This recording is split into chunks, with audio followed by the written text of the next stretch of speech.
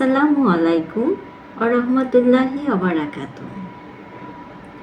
বিসমিল্লাহির রহমানির রহিম। প্রিয় দর্শক ও শ্রোতাগণ, আজ আমরা মেরাজ সিরিজের চতুর্থ পর্ব নিয়ে আলোচনা করব।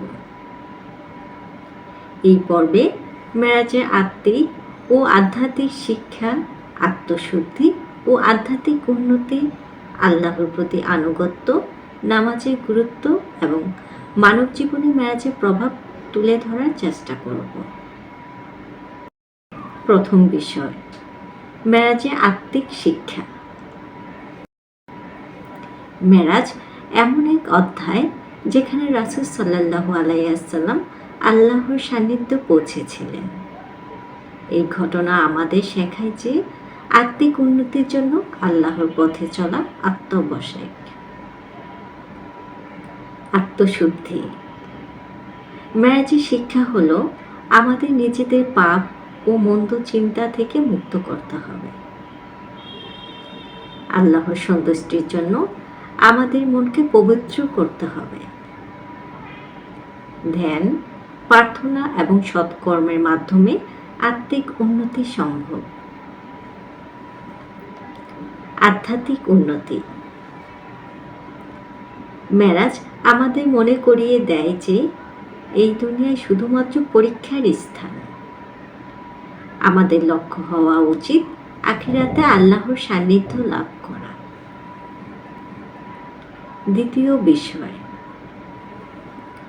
আল্লাহর প্রতি আনুগত্য এবং নামাজের গুরুত্ব। মেরাজের সময় রাসূল সাল্লাল্লাহু আলাইহি ওয়াসাল্লামকে নামাজের হুকুম দেয়া হয়েছিল। এটি আল্লাহর প্রতি আনুগত্যের প্রতীক। নামাজের গুরুত্ব। নামাজ আল্লাহর সঙ্গে সরাসরি সংযোগ স্থাপনের মাধ্যম। এটি আত্মিক প্রশান্তি দেয় এবং আমাদের জীবনকে সঠিক পথে পরিচালিত করে। আনুগত্য শিক্ষা। মেরাজ আমাদের শেখায় যে আল্লাহর প্রতি বিশ্বাস এবং আনুগত্যই আমাদের মূল দায়িত্ব। যখন আমরা নামাজ পড়ি তখন আল্লাহর প্রতি কৃতজ্ঞতা প্রকাশ করি এবং তার কাছে ক্ষমা প্রার্থনা করি। তৃতীয় বিষয়, মানব জীবনে মেরাজের প্রভাব। মেরাজ কেবল একটি ঐতিহাসিক ঘটনা নয়, এটি মানব জীবনে গভীর প্রভাব ফেলে। আত্মবিশ্বাস ও অনুপ্রেরণা।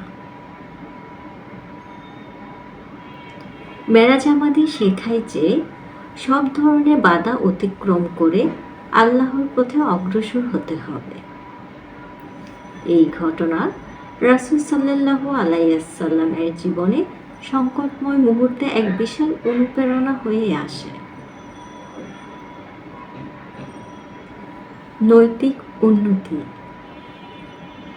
মেরাজের শিক্ষা আমাদের মনে করায় যে আমাদের জীবনকে নৈতিকভাবে উন্নত করতে হবে।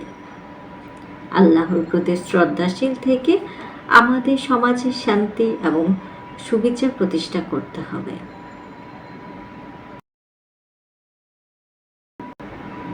প্রিয় দর্শক, মেরাজের শিক্ষা কেবল একটি অতীত ঘটনা নয়, এটি আমাদের জীবনের প্রতিটি ক্ষেত্রে প্রাসঙ্গিক। আত্মশুদ্ধি, আধ্যাত্মিক উন্নতি, নামাজের গুরুত্ব এবং মানব জীবনে আল্লাহর প্রতি আনুগত্য গভীরতা উপলব্ধি করার সময় এসেছে। আজকের আলোচনা এখানেই শেষ করছি।